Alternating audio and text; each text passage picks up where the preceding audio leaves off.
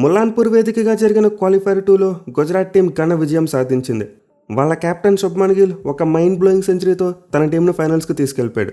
అది కూడా గుజరాత్ టీం టార్గెట్ను ఎంత సింపుల్గా కొట్టారంటే ఓపెనర్సే చాలా వరకు మ్యాచ్ని ఫినిష్ చేశారని చెప్పుకోవచ్చు. సో ఈ మ్యాచ్ అయితే గుజరాత్ టీం చేజింగ్ స్టార్ట్ చేసిన తర్వాత చాలా వరకు వన్ సైడ్ అయిపోయింది భయ్య. ఇన్ఫ్యాక్ట్ వాళ్ళు కేవలం 13 ఓవర్స్కి 167 పరుగులు స్కోర్ కొట్టేశారు. దీంతో అప్పటికే మ్యాచ్ చాలా వరకు ఖాయమైపోయింది. ఎందుకంటే గుజరాత్ టీం లాస్ట్ 7 ఓవర్స్లో 50 పరుగులు చేస్తే చాలు ఈజీగా మ్యాచ్ గెలిచేస్తారు.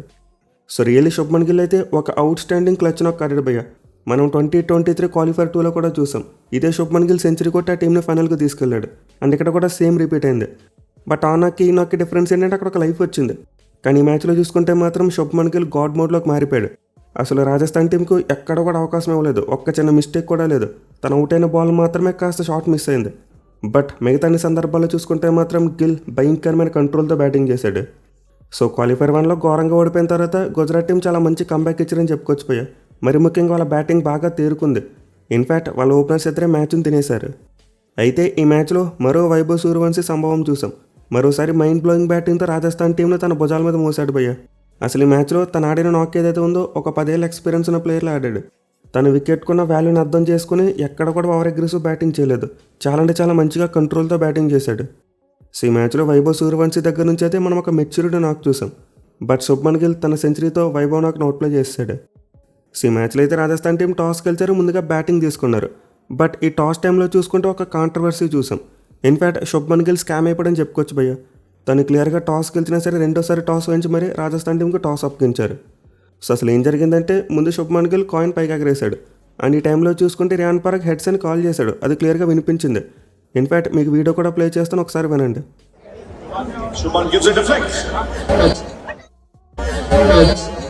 సో ఇక్కడ పరాగ్ అయితే హెడ్స్ అని కాల్ చేశాడు. అండ్ ఈ విషయం తనకి తెలుసు, అలాగే శుభ్మన్ గిల్కి కూడా తెలుసు, ఈవెన్ రవిశాస్త్రికి కూడా తెలుసు. బట్ మ్యాచ్ రెఫరీ మాత్రం ఏ లోకంలో ఉన్నాడో ఏంటో దాన్ని అర్థం చేసుకోలేకపోయాడు. అంటే రియాన్ పరాగ్ హెడ్స్ అన్నాడో టైల్స్ అన్నాడో తనకు సరిగ్గా అర్థం కాలేదంట. దీంతో ఏం చేశాడు, రెండోసారి టాస్ వేయించాడు. సో ఈ టైంలో అయితే శుభ్మన్ గిల్ చాలా డిసప్పాయింటెడ్గా కనిపించాడు భయ్య. ఇన్ఫాక్ట్ ఒక సర్కాస్టిక్ స్మైల్ ఇచ్చాడు. మళ్ళీ రెండోసారి టాస్ వేసినప్పుడు గుజరాత్ టీం టాస్ ఓడిపోయారు. ఈసారి కూడా రియాన్ పరాగ్ మరోసారి హెడ్స్ అనే కాల్ చేశాడు. అయితే ఈసారి అలా కాల్ చేయగానే రవిశాస్త్రి గట్టిగా మైక్లో చెప్పేశాడు హెడ్స్ ఇస్ ద కాల్ అని చెప్పి. బట్ కాయిన్ చూసుకుంటే మాత్రం ఇంత ముందు పడినట్టు టైల్స్ పడలేదు, ఈసారి హెడ్సే పడింది. సో రియల్లీ శుభ్మన్ గిల్ ఈ టాస్ విషయంలో అయితే స్కామ్ అయిపోయాడు. అతనికి అంతా తెలుసు, బట్ ఏం చేయలేని పరిస్థితి. అది కూడా ఇక్కడ రియాన్ పరాగ్ కాస్త నిజాయితీగా కల్పించుకుని చెప్పు ఉండొచ్చు. అంటే నేను హెడ్స్ అనే కాల్ చేశాను, సో అది టైల్స్ పడింది, శుభ్మన్ గిల్ టాస్ గెలిచాడని చెప్పి నిజాయితీగా ఒప్పుకోవాల్సిందే. బట్ రియాన్ పరాగ్ అలాంటి హానెస్టీ చూపించలేదు. రెండోసారి టాస్ వేద్దామంటే సర్లే వేద్దామన్నాడు. బట్ ఎనివే ఇక్కడైతే మనం ఎక్కువగా మ్యాచ్ రిఫరీని నిందించాలి. ఎందుకంటే తన జాబ్ తను సరిగ్గా చేయలేకపోయాడు. రియాన్ పరాగ్ హానెస్టీగా ఉండడం అనేది కేవలం ఆప్షనల్ మాత్రమే. అంటే నిజాయితీ అనేది ఇక్కడ పూర్తిగా తన చాయిస్. అసలు మొత్తం మీద టాస్ టైంలో అయితే మోసం జరిగింది భయ్య. శుభ్మన్ గిల్ టాస్ గెలిచి మేము ముందుగా బ్యాటింగ్ తీసుకోబోతున్నాం అని రవిశాస్త్రికి చెప్పే టైంకి మ్యాచ్ రిఫరీ అడ్డుపడ్డాడు. మళ్ళీ టాస్ వేద్దామన్నాడు.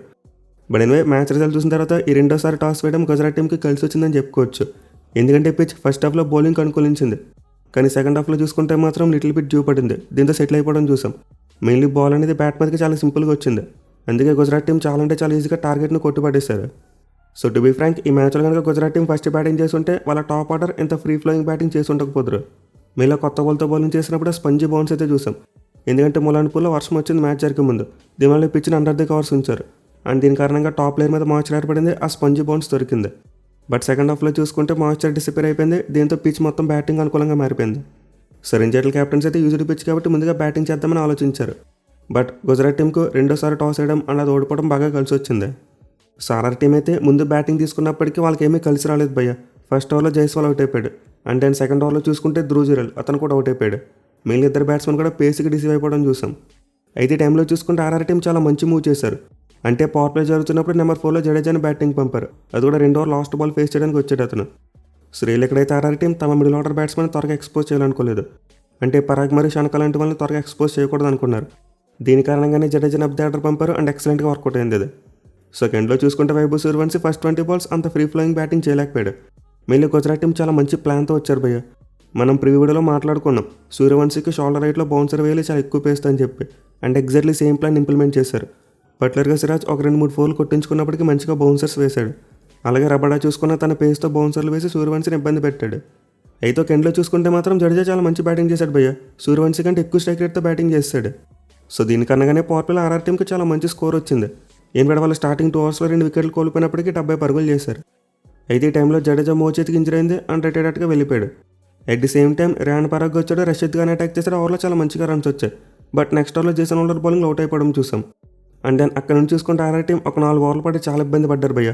మెయిలీ షనక చాలా హర్రీగా కనిపించాడు. అంటే అక్కడ కూడా నుంచుని బ్యాటింగ్ చేసే ప్రయత్నం చేయలేదు. బాల్ కొట్టేయడం పరిగెట్టేయడం. మెయిలీ తన న్యాచురల్ గేమ్ ఎక్కడ కూడా ఆడలేకపోయాడు. సో షనక బ్యాటింగ్ అయితే చాలా హర్రీగా కనిపించింది. 9 బంతులు కేవలం 3 పరుగులు మాత్రమే చేశాడు. దీంతో ఏమైంది, ఆర్ఆర్ టీం మూమెంటం కోల్పోయింది. పైగా తర్వాత చూసుకుంటే ఎవరిని బ్యాటింగ్ పంపారు, జాఫ్రాచ్ని బ్యాటింగ్ పంపారు.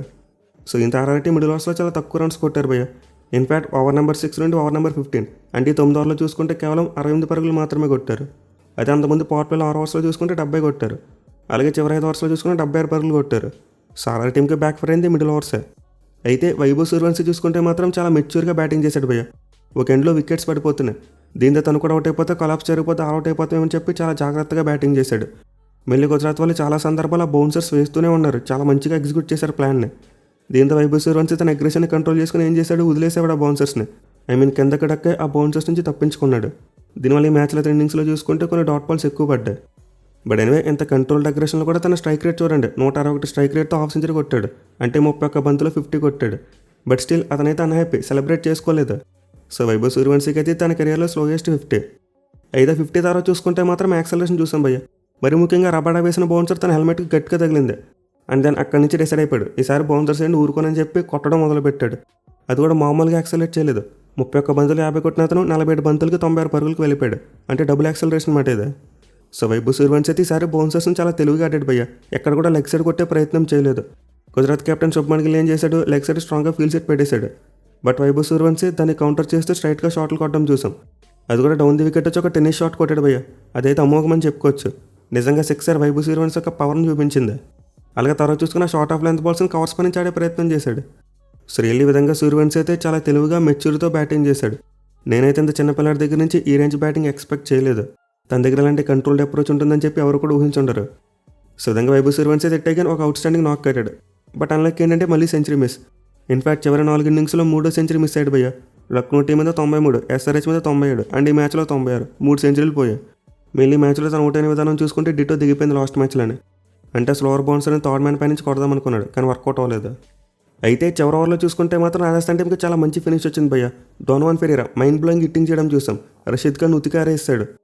సో వైభవ్ సూర్యవంశీ అవుట్ అయిన టైంకి చూసుకుంటే ఆర్ఆర్ టీం కొంతవరకు ట్రబుల్లోనే ఉన్నారు. అంటే 17 ఓవర్స్ అయ్యేసరికి చూసుకుంటే 170 పరుగులు కొట్టారు. మళ్ళీ తన అవుట్ అయిన ఓవర్లో చూసాం కేవలం 5 పరుగులు మాత్రం వచ్చాయి. దీంతో ఆర్ఆర్ టీం 200 అయినా టచ్ అవుతారా లేదని చెప్పి డౌట్స్ వచ్చాయి. బట్ 19th ఓవర్లో 2 4లు వచ్చాయి అండ్ లాస్ట్ ఓవర్లో చూసుకుంటే 4 6లు పడ్డాయి. దీంతో ఆర్ఆర్ టీంకి చాలా మంచి ఫినిషింగ్ టచ్ వచ్చింది భయ్య. వాళ్ళైతే 214 పరుగులు చాలా మంచి స్కోర్ అయితే కొట్టగలిగారు. కానీ నిజానికి వాళ్ళు మిడిల్ ఓవర్స్లో మూమెంటం లాస్ అవ్వకుండా ఉంటే ఇంకా పెద్ద స్కోర్ వచ్చేది. ఆ 230 మార్కును కూడా అందుకుని ఉండేవారు. ఇన్ఫాక్ట్ ఆ 230+ స్కోర్ గుజరాత్ టీంకి ఎప్పుడు కూడా చేసింగ్ ఈజీగా ఉండదు. వాళ్ళైతే గతంలో చాలాసార్లు స్ట్రగుల్ అయ్యారు. సో ఇక్కడ ఆర్ఆర్ టీం అయితే కాస్త స్మార్ట్గా ఆలోచించి ఉండాల్సింది భయ్య. వాళ్ళైతే ఫెరీరాని బాగా లేట్గా పంపారు. అంటే షనక అవుట్ అయిన తర్వాత ఆచర్ వచ్చాడు. అండ్ దాని ఆచర్ అవుట్ అయిన తర్వాత చూసుకుంటే మళ్ళీ జడేజా వచ్చాడు. కానీ ఇంజరీ కారణంగా అతను సరిగ్గా హిట్టింగ్ చేయలేకపోయాడు భయ్య. సింగిల్స్ మాత్రమే తీశాడు. అదే వీళ్ళు ఫెరీరాని కాస్త ముందు పంపుంటే ఇంకా ఎక్కువ బాల్స్ ఆడి ఉండేవాడు. మళ్ళీ అతనికి చివరిలో చూసుకుంటే 11 బాల్స్ ఆడేందుకు మాత్రం అవకాశం దక్కింది. బట్ ఈ 11 బాల్స్లో 38 పరుగులు కొట్టేశాడు. అదే ఫెరీరా ఒక 25 బాల్స్ ఆడుంటే పరిస్థితి ఎలా ఉండేది, ఆర్ఆర్ టీంకి ఇంకా చాలా మంచి స్కోర్ వచ్చేది. సో నాకైతే ఆర్ఆర్ టీం ఫెరీరాను లేట్గా పంపి ట్రిక్ మిస్ అని చెప్పి అనిపించింది. ఇక గుజరాత్ టీం బౌలింగ్ విషయానికి వస్తే హోల్డర్ మరియు రబాడా ఇద్దరు కూడా చాలా మంచి స్పెల్స్ వేశారు భయ్య. మరి ముఖ్యంగా జేసన్ హోల్డర్ మిడిల్ ఓవర్స్లో కట్టడి చేసిన తీరు వేరే లెవెల్ అని చెప్పుకోవచ్చు. 2 వికెట్లు తీసుకున్నాడు. అట్ ది సేమ్ టైం తను వేసిన ఫస్ట్ 3 ఓవర్స్లో చాలా తక్కువ రన్స్ ఇచ్చాడు. వేరేజ్ రబాడా చూసుకున్నా చాలా మంచి బౌలింగ్ చేశాడు. 4 ఓవర్స్కి 35 రన్స్ మాత్రం ఇచ్చి 2 వికెట్స్ తీసుకున్నాడు. కానీ మిగతా బౌలర్స్ ఎకానమీ చూసుకుంటే అందరితో కూడా 10 కంటే ఎక్కువే. మళ్ళీ రషీద్ ఖాన్ అయితే 2 ఓవర్స్కి 45 పరుగులు కొట్టేశారు. అలాగే సిరాజ్ మరియు ప్రసిద్ధ్ చూసుకుంటే చివరి 42 పరుగులు ఇచ్చేశారు. సో నిజానికి గుజరాత్ టీం అయితే ఈ మ్యాచ్లోకి సాయి కిషోర్ని తీసుకొచ్చారు భయ్య. బట్ అతని చేత అసలు బౌలింగే వేయించలేదు. ఎందుకంటే ఆర్ఆర్ టీంకి చాలాసేపు లెఫ్ట్ హ్యాండ్ బ్యాట్స్మెన్ బ్యాటింగ్ చేశారు. దీంతో శుభ్మన్ గిల్ ఆ రిస్క్ తీసుకోలేదు. At the same time pitch చేసుకున్న పేస్ బౌలర్స్కి ఎక్కువ అనుకూలించింది. స్పిన్నర్స్కి పెద్దగా హెల్ప్ ఏమీ లేదు. At the same time fielding విషయంలో చూసుకుని ఒక క్యాచ్ డ్రాప్ చేయడం చూసాం. అంటే సూర్యవంశీ 46 దగ్గర ఉన్నప్పుడు సుదర్శన్ ఒక క్యాచ్ డ్రాప్ చేశాడు. అయితే ఫీల్డింగ్ని తప్పించి మిగతా సందర్భాలు కూడా చాలా మంచిగానే ఫీల్డింగ్ చేశారని చెప్పుకోవాలి. సో ఓవరాల్గా చూసుకుంటే గుజరాత్ టీంకు మిక్స్డ్ రిజల్ట్ వచ్చింది బౌలింగ్లో. అంటే స్టార్టింగ్ 2 ఓవర్లు బాగా వేశారు. అలాగే మిడిల్ ఓవర్స్లో కొన్ని ఓవర్లు మంచిగా పడ్డాయి. మెయిలీ జేసన్ హోల్డర్కి చాలా క్రెడిట్ ఇవ్వాలి, అద్భుతమైన స్పెల్ వేశాడు. అయితే ఈవెన్చువల్గా చూసుకుంటే వాళ్ళు ఆర్ఆర్ టీంని 200 లోపే కట్టడి చేసి ఉండొచ్చు. ఆ లాస్ట్ ఓవర్లోనే 27 రన్స్ పోయాయి. అదర్వైజ్ ఈజీగా వాళ్ళ టార్గెట్ అరౌండ్ 200 ఉండేది. బట్ 215 రన్స్ టార్గెట్ జీటీ టీంకి అవుట్ ఆఫ్ రీచ్ కాదు. వాళ్ళకి 230+ టార్గెట్ ఉంటేనే అవుట్ ఆఫ్ ది బాక్స్ వెళ్ళి బ్యాటింగ్ చేయాల్సి వస్తుంది. అదర్వైజ్ ఈ 210లో 215లో వాళ్ళైతే కొట్టేస్తారు భయ్య. పైగా ముందు చెప్పినట్టు సెకండ్ హాఫ్లో పిచ్ బ్యాటింగ్కి సెటిల్ అయింది. At the same time RR bowling చూసుకుంటే చాలా అంటే చాలా పూర్గా కనిపించింది. పర్టికులర్గా వేవెడ్ లైన్ లెంత్ వేయడం చూసాం. అంటే ఎలాంటి ప్లాన్ లేకుండా ఇష్టం వచ్చినట్టు ఒక బాల్ వేయడం, ఒక బాల్ వేయడం ఏదేదో చేశారు. మళ్ళీ జాఫ్రాచర్ అయితే ఫస్ట్ ఓవర్ చాలా ఘోరంగా వేశాడు. సో గుజరాత్ ఓపెనర్స్ అయితే మరోసారి తమ స్ట్రెంత్ తగ్గట్టు బ్యాటింగ్ చేశారు భయ్య. అంటే టార్గెట్ తమ రీచ్లోనే ఉంది కాబట్టి ఎక్కడ కూడా ఓవర్ అగ్రెసివ్గా ఆడవలసిన అవసరం రాలేదు. జస్ట్ తమ స్ట్రెంత్ని బ్యాక్ చేసుకుంటూ స్ట్రైక్ రొటేట్ చేశారు, అలాగే బౌండరీస్ కూడా కొట్టారు. వీళ్ళిద్దరు కూడా మరోసారి చాలా మంచి అండర్స్టాండింగ్తో బ్యాటింగ్ చేశారు. అంటే అగ్రెసివ్ రోల్ ఎవరు ఎప్పుడు తీసుకోవాలి, అలాగే యాంకర్ టైప్ ఆఫ్ ఇన్నింగ్స్ ఎవరు ఆడాలి, ఇలా క్లియర్గా ఒక ప్లాన్ వేసుకుని ఆడారు. సో గిల్ అయితే స్టార్టింగ్లో కొట్టాడు అండ్ దెన్ సుదర్శన్ ప్లేలోకి వచ్చాడు. మళ్ళీ ఆ తర్వాత చూసుకుంటే గిల్ మొదలెట్టాడు. అసలు ఇద్దరు కూడా టార్గెట్కి తగ్గట్టు డిఫరెంట్ గేర్స్లో బ్యాటింగ్ చేస్తూ చేసి చాలా సాఫీగా ముందుకు తీసుకెళ్ళిపోయారు. ఎక్కడైనా ఒక కికప్ వచ్చిందంటే సుదర్శన్ మాత్రం ఒకసారి బాల్ గాల్లోకి లేపాడు. బట్ డోనోవన్ ఫెరీరా ఆ క్యాచ్ని సరిగ్గా జడ్జ్ చేయలేదు, డ్రాప్ చేశాడు. అదర్వైజ్ ఆర్ఆర్ టీం ఈ గేమ్లో కాస్త పాజిటివ్గా ఉండేవారు. సో ఒక రాంగ్ షాట్ తప్పితే గుజరాత్ ఓపెనర్స్ ఇంకెక్కడ కూడా రాంగ్ ఫుట్ పెట్టలేదు భయ్య. ఇద్దరు కలిసి ఫస్ట్ వికెట్కి ఏకంగా 167 పరుగుల పార్ట్నర్షిప్ యాడ్ చేశారు. అది కూడా కేవలం 12.5 ఓవర్స్లో. సో ఇక్కడతోనే చాలా వరకు గేమ్ అయిపోయింది. ఈవెన్ ఆ ఫస్ట్ వికెట్ కూడా చాలా లక్కీగా పడింది ఆర్ఆర్ టీంకి. మరోసారి సుదర్శన్ డిటో బ్యాట్ జారింది, వెళ్ళి వికెట్ మీద పడింది. సో రియల్లీ వరుసకు ఒక బ్యాట్స్మెన్ ఇలా 2 మ్యాచ్లో సేమ్ వేల్ అవుట్ అవ్వడం చాలా అంటే చాలా రేర్ భయ్య. అది కూడా హిట్ వికెట్ రూపంలో.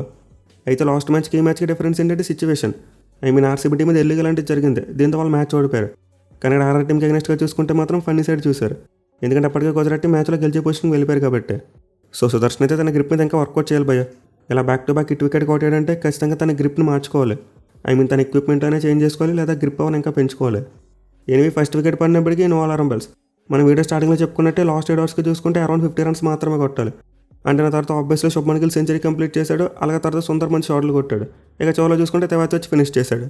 అసలు మొత్తం మీద గుజరాత్ టీం అయితే చేజింగ్లో పెద్దగా కంగారు పడింది ఏమీ లేదు, చాలా సాఫీగా కొట్టుకుంటూ వెళ్ళిపోయారు. మెయిన్లీ వీడియో స్టార్టింగ్లో చెప్పుకున్నట్టే వాళ్ళ captain Shubman Gill out standing నాక్ కొట్టాడు. ఎక్కడ కూడా రాజస్థాన్ టీంకి అవకాశం ఇవ్వలేదు, చాలా అంటే చాలా కంట్రోల్తో క్లాస్ బ్యాటింగ్ చేశాడు. So on his day Shubman Gill ఒంటి చేత్తో మ్యాచ్ని గెలిపించగలని చెప్పి మరోసారి ప్రూవ్ చేశాడు భయ్య. పర్టికులర్గా క్వాలిఫైర్ వల్ల బ్యాటింగ్ ఫెయిల్యూర్ తర్వాత ఈ మ్యాచ్లో కంబ్యాక్ ఖచ్చితంగా వాళ్ళకి చాలా అంటే చాలా మంచి పాజిటివ్ మూమెంటం ఇస్తుంది. ఇన్ఫాక్ట్ ఇప్పుడు ఫైనల్ మ్యాచ్ అక్కడ వాళ్ళ సొంత గ్రౌండ్లోనే, దీంతో అక్కడ వాళ్ళకి గ్రౌండ్ సపోర్ట్ ఉంటుంది, అలాగే క్రౌడ్ సపోర్ట్ కూడా ఉంటుంది. సో గుజరాత్ టీం అయితే ఓవరాల్గా థర్డ్ టైం ఫైనల్స్కి చేరుకున్నారు. అండ్ శుభ్మన్ గిల్ క్యాప్టెన్స్లో చూసుకుంటే ఇదే ఫస్ట్ టైం ఫైనల్కి వెళ్ళడం. చూద్దాం మరి ఫైనల్ మ్యాచ్లో గిల్సేనా ఇదే దూకుని కంటిన్యూ చేస్తారు లేదనేది. ఇక రాజస్థాన్ టీం బౌలింగ్ విషయానికి వస్తే అక్కడ కూడా చెప్పుకోదగ్గ బౌలింగ్ పడలేదు భయ్య. మెయిన్లీ పవర్ ప్లే ఎక్కువ రన్స్ ఇచ్చడం వాళ్ళకి బాగా బ్యాక్ ఫైర్ అయింది. అంటే ఆల్మోస్ట్ 70 పరుగులు ఇచ్చేశారు. అది కూడా వికెట్ ఏమీ తీయలేకపోవడం వల్ల స్పిన్నర్స్ మిడిల్ ఓవర్స్లో ఏం చేయలేకపోయారు, ప్రెజర్ పెట్టలేకపోయారు. At the same time Riyan Parag యొక్క క్యాప్టెన్సీ చూసుకుని చాలా కన్ఫ్యూజింగ్గా కనిపించింది. షనకాకి బౌలింగ్ అవ్వలేదు. అండ్ ఇంపాక్ట్ ప్లేయర్గా చూసుకుంటే తుషార్ దేశపాండేని తీసుకొచ్చారు. At the same time field placement చూసుకున్న కొంతవరకు డిఫెన్సివ్ మోడ్లోనే కనిపించాయి. సో లాస్ట్ మ్యాచ్లో ఎస్ఆర్హెచ్ టీం మీద మంచి కలెక్టివ్ బౌలింగ్ ఎఫర్ట్ ఇచ్చిన ఆర్ఆర్ టీం ఈ మ్యాచ్లో మాత్రం కంప్లీట్ ఫెయిల్యూర్ భయ్య. కలెక్టివ్ ఫెయిల్యూర్ చూసాం. మెయిన్లీ వైభవ్ సూర్యవంశీ కొట్టిన నాకు ఎలాంటి ప్రయోజనం లేకుండా పోయింది. అతనైతే మ్యాచ్ అయిపోయిన తర్వాత చాలా డిజెక్టెడ్గా కనిపించాడు, కన్నీరు పెట్టుకోవడం చూసాం. So really feel for Vaibhav Suryavanshi. ఆ కుర్రాడైతే తన రక్తాన్ని చెమటగా మార్చి ఒంటి చేత రాజస్థాన్ టీం ఇక్కడ వరకు తీసుకొచ్చాడు. బట్ వాళ్ళ మిగతా బ్యాట్స్మెన్ అలాగే బౌలర్స్ ఈ మ్యాచ్లో తన ప్రయత్నాన్ని నేలపాలు చేశారు. సో వైభవ్ సూర్యవంశీ అయితే ఈ మ్యాచ్లో చాలా రికార్డులు బ్రేక్ చేశాడు. వాడి గురించి చెప్పుకోవాలంటే ఒక పూట పట్టేస్తుంది. కానీ వించాలుగా చూసుకుంటే మాత్రం ఈ మ్యాచ్ అయిపోయిన తర్వాత కూడా ఆరెంజ్ కప్ తన దగ్గర ఉంది. 776 రన్స్తో టాప్ ప్లేస్లో ఉన్నాడు. సెకండ్ ప్లేస్లో ఉన్న గిల్ కూడా ఇంకా చాలా దూరంలోనే ఉన్నాడు. సో మేబీ ఫైనల్ మ్యాచ్లో గిల్ కనుక పెద్ద స్కోర్ కొట్టకపోతే ఆరెంజ్ కప్ సూర్యవంశీ దగ్గర ఉంటుంది, అదర్వైజ్ గిల్ లాగేసుకుంటాడు. ఇక పర్పుల్ క్యాప్ విషయంలో చూసుకున్న మార్పు అయితే జరిగింది. రబడ 28 వికెట్స్తో టాప్లోకి వచ్చేసాడు. మరి ఫైనల్ మ్యాచ్లో భువనేశ్వర్ కుమార్ ఏమైనా తిరిగి తీసుకుంటాడా, లేకపోతే రబడ దగ్గర ఉండిపోద్దో చూడాలి. సో సండే రోజు క్వాలిఫైర్ 1లో తలపడ్డ జట్లే మళ్ళీ ఫైనల్ మ్యాచ్లో తలపడబోతున్నాయి. బట్ ఈసారి వెన్యూ చేంజ్ అయింది. మరి ఇదే నరేంద్ర మోడీ స్టేడియంలో లాస్ట్ ఇయర్ కప్ కొట్టిన ఆర్సీబీ టీం ఈసారి డిఫెండ్ చేసుకుంటారా, లేకపోతే జిడి టీం తమ సొంత గడ్డ మీద కప్ కొడతారా, మనమైతే ఫైనల్ మ్యాచ్లో చూడాలి. Thank you for watching. Have a nice day.